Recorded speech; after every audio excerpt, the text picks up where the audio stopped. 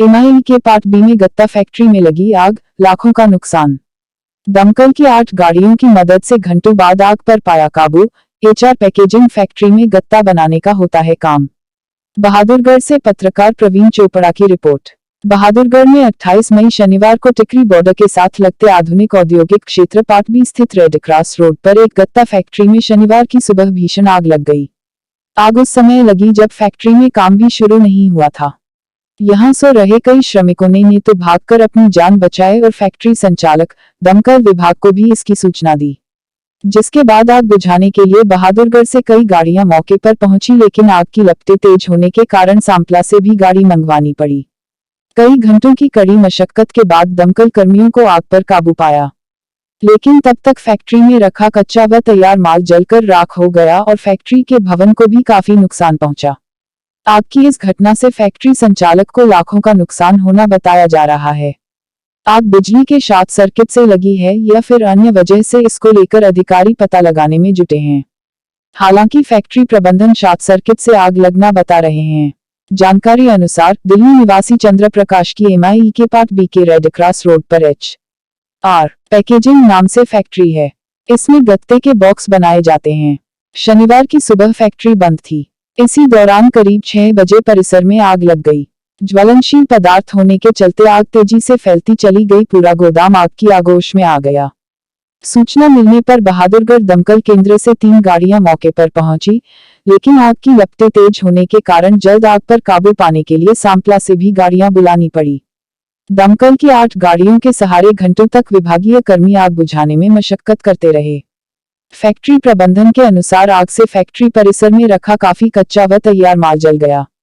भवन को भी काफी नुकसान पहुंचा है। जी कौशिक साहब बताएं कैसे क्या पूरा मामला है? जी 112 पर से हमारे को कॉल मिली थी कि रेड क्रॉस रोड पर V8 में आग लगी हुई है।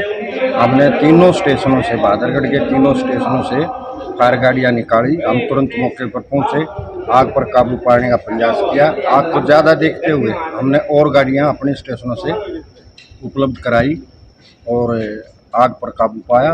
आग अब कंट्रोल में है और इस आग पर जो है ना 8 गाड़ियाँ बहादुरगढ़ की थी और एक गाड़ी जो है ना कहाँ से बुलानी पड़ी कौशिक साहब गाड़ी? रोहतक से गाड़ियाँ बुलाई है जो बहादुरगढ़ अपना सांपला खड़ी थी। जी उस गाड़ी को भी यहाँ बुला लिया गया और तुरंत आग पर काबू पा लिया गया है। आग लगने का कारण अभी मालूम नहीं हो सका है। कौशिक साहब किस चीज़ की फैक्ट्री है ये? क्या इसमें ये गत्ते का है, गोदाम है। ठीक है, अभी मालिक से हमारा संपर्क होने जा रहा है, जब पता लगेगा अब उसका मुआयना करेंगे कैसे क्या आग लगी है। मेरा नाम चंद्र प्रकाश जैन है। चंद्र प्रकाश जी बताएं तो आपकी फैक्ट्री में कैसे क्या? मेरी फैक्ट्री में जो है ना सुबह में मेरे पास में फ़ोन आया 6 बजे के आसपास। गार्ड का फ़ोन आया कि जी फैक्ट्री में फायर हो गई। फैक्ट्री जो है मतलब बंद थी, कोई काम चल नहीं रहा था उसमें।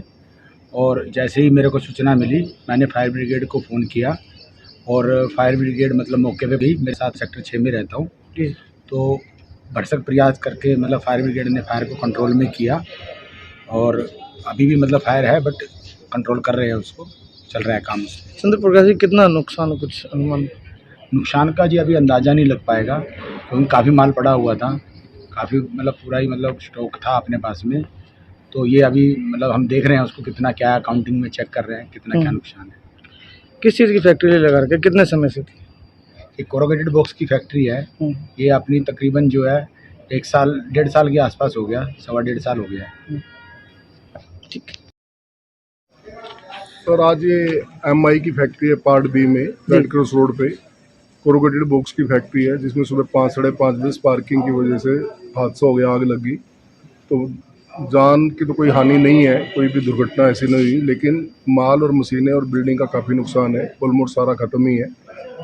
तो बेशक से इंश्योरेंस है, फायर के एनओसी हैं, वो अलग मैटर है, लेकिन मैं साथ साथ सभी इंडस्ट्री से एक निवेदन भी करना चाहूँगा कि सभी नॉर्म्स को पूरा करें, कंप्लायंस को पूरा करें, सेफ्टी नॉर्म्स के अकॉर्डिंग, सारे पैरामीटर्स के अकॉर्डिंग सारा जितने भी इंस्ट्रूमेंट हैं गाइडलाइन के अकॉर्डिंग फायर की तरफ से, पोल्यूशन की तरफ से जितने भी हैं कंप्लाइंस पूरी करके अपनी फैक्ट्री को बचाने के लिए। कागज़ तो ठीक है, सपोर्टिंग डॉक्यूमेंट हैं, एनओसी है या हमारे पास लाइसेंस है सभी तरह के, लेकिन फिर भी हमें अपनी तरफ से सुरक्षा का ध्यान रखते हुए हर चीज़ का खुद हमारी जिम्मेवारी हम ध्यान रखें।